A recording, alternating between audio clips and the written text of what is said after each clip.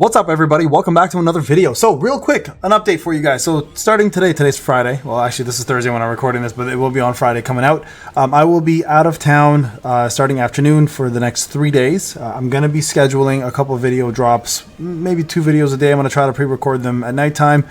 Get them out for you guys as soon as I can. But any updated news, I will unfortunately be behind on because I'm not here to read it or make a video for it. So I'm hoping, guys, that everything is kosher and that we can get out the best content still for you guys possible through the channel. Now, a couple things I want to talk about. So first off, this recording here is going to be about something else here, and that is the fact that I've had the absolute worst luck, and I'm talking about the worst luck I've ever had, probably, period, in getting a weapon that I want, and that is the Moon Shadow daggers. I have had absolutely no luck with it. So you guys can see here I've got 45. Now I didn't realize I didn't buy the Battle Achievement Pass, which is giving you quite a bit of tickets. So I went ahead and got those. $45. Rise points came in. Hell yeah, I spent $3 for this. So I was pretty happy about it. So add that to the tab. We're at 2,000 something and $3. 2,000 and I think with 2,200, 2,300 maybe now in terms of spending. And of course, we are now at 4,000 plus on the profit of this game. So we're still in the surplus, looking good, feeling good. Now let's just hope we can finally complete this shit, okay? And excuse my language, but I'm getting kind of frustrated here. So I've got to head and put it back in again. It's been in there the whole time. Someone said, hey, put it in the 3rd slot. It should give you good luck. So let's just hope that weird, odd piece of advice actually works. So listen, if it does work, don't quote me on that nonsense. I call it nonsense because I know there's a lot of people who are very, very much superstitious about their methods of pulling in gachas. I've seen some weird stuff, guys, along the year. So we'll see what we get here. I'm not even going to bother this. We're just going to skip this bad boy. Oh, okay, this is not bad. I've only got an A3 Kang, he's been one of the hardest units to get in the game, period. So I don't know why, but here we go. We finally got another copy. So one thing I did want to state, though, is that his bleed and the bleed from SM back don't stack. Very odd. So where does that put him? Well, I'm hoping that eventually when we have 2 or 3 teams where we need bleeds and we can't use the same characters over again on the multiple teams, that he'll be a backup for him for DPS. But we all know with the numbers I provided you guys, he's a pretty damn good unit. So very happy about that one. Okay, let's check out the next one. I don't think I... Oh, what's happening? All right. Please, man. Honestly, like... I've got, let me just tell you guys something before I click the button here. I have had enough Emmas to go from A1 to A6 in the last summon session I did. I think you guys saw it, and then I did some offline as well too, right? Just to be like, you know what, maybe online summoning is not the way today. Then I just went ahead and did that. And please, for the love of God, yes, no, wrong animation. I swear to God, I thought it was it. Okay, so we got the Demon King sword. Oh my God, I got it. I think that's A3 for this now. Maybe A2. No, maybe A2. Why are you avoiding me, man? Like so I'm gonna give you guys the backup plan here, okay? Just let me get through this horrible session of summoning. Normally I wouldn't be upset, obviously, because that's a really good weapon. Oh, come on, man. But it's just like, it's gotten to the point where I don't even know what to do anymore because I just want to get this thing out of the way. I just want an A0 even, so I can just test it. To do my own damn testing. I will talk about something after. Like I said, there's a backup plan to this. It's not a very good backup plan, but it is nonetheless a backup plan to give you guys at least my thoughts on the weapon with some gameplay. Oh my God, really, Joe? That's who they're gonna give me? And I don't have enough here to do it. So, I mean, you know what? For the sake of doing it, let's just summon here. I'm gonna skip. Oh, so sad, guys. So sad. So sad. Okay. So, let's go back to the backup plan now that I have no choice. I thought maybe, you know what, this might have been the time. I might have gotten what I needed finally.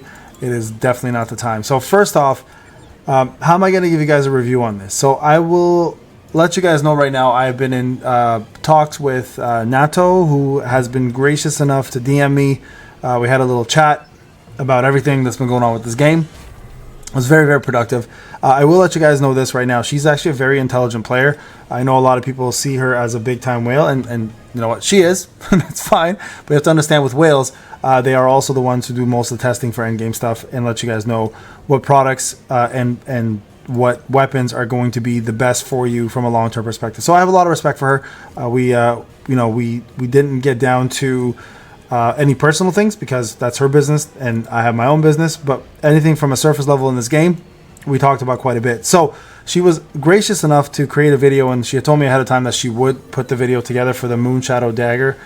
And I'm going to use that footage most likely to do a quick breakdown of everything she introduces and then what I'm going to talk about from my opinion on a standpoint. Now remember, because I don't have the weapon, this is going to be theoretical. I normally give you guys pretty pristine data, or at least I try to, and we come out with what we can from on the other end. And in this case, I will not be able to do that because unfortunately I just don't possess the weapon. So with that being said, shout out to Nato for allowing me to do it. She even offered to allow me to test, and I was like, no, I don't want to ever do that on someone else's dime or account or anything like that nature. Sorry. So I'm going to be just taking her video and her word on it. So right now, what she has told me at the level that she has it, which is A10, of course, A10 everything for her, it is considered to her one of the, if not the best weapon, along with the plum sword. I mean, why not, right? Why would it not be the best weapon along with the plum sword? Because let's just take a quick look at it. If we look at what it does, I think we'll get a better understanding and appreciation for the weapon itself, right? So let me just go back here, add it to the lineup. Let me go into this here. So if I hold this down, you guys can, let's just go through the details, okay? I think this is best if we just go through it together and understand why this weapon is considered that, and I fully agree with the reasoning behind it. So when Moonglow Shining in the Dark is used, it applies the full moon effect. We know this already, right? So the Moonglow Shining in Dark is actually this skill right here. Okay, you guys can see 1,446, 575, etc. Right? So pretty good. So if we go to the info again, whenever you do that special, it slows down time for 3 seconds and applies 1 instance of lunar eclipse on the target per instance of full moon. So what ends up happening is full moon and then lunar eclipse. Lunar eclipse increases the damage taken by 10%, and also increases the user's dark damage taken by 10%. So you're increasing your total damage and then extra more. And if the opponent is susceptible to dark, obviously, more dark damage is coming through. So you're getting that right there. And then enhance the effect of full moon and lunar eclipse. Duration infinite. Now you stack up to 3 times, and this now increases the target's damage by 15% and 15%. Stacking up to 3 times, you're obviously getting 45% more damage increase and 45% more dark damage increase. So Scythe, Plum Sword, insane amount of damage. So that's an A1 version, guys. Yeah, A1, okay? As you increase it further, A2 gives you full dark damage by 10%. When the Shadow Step hits, it applies 1 instance of Lunar Eclipse. So you no longer are relying on this anymore. The skill, you're also using now the Shadow Step. Decrease the cooldown of the Moonglow Shining in the Dark by 20%. If you look at the cooldown, it's 25 seconds, so 20% of that is what? 5 seconds, so it goes down to 20 seconds.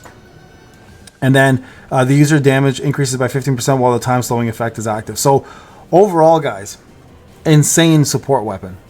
Like, not only support, but also just damage as well, too, on top of that. So I wholeheartedly agree with her when it comes down to it being the best shadow weapon or a dark weapon with the Plum Sword, and I will even say the Scythe as well, too. I think both of these are going to benefit greatly with this Moon Shadow, but just in general, anything will, right? The 45% extra damage is nice. The dark damage is obviously even better. So you definitely want to use those two. But again, I don't have data for you guys. So I'm going to use her video, and the next time I record this to show you guys what it's all about. I just can't get over how bad and unlucky I am. So this is Payne. Hope you enjoyed the video, guys. If I happen to get it before the making of the next video, I will let you guys know, and I'll do my own data as A0. But so far, guys, I haven't had that much luck. So I'll talk to you guys in the next one. Take care.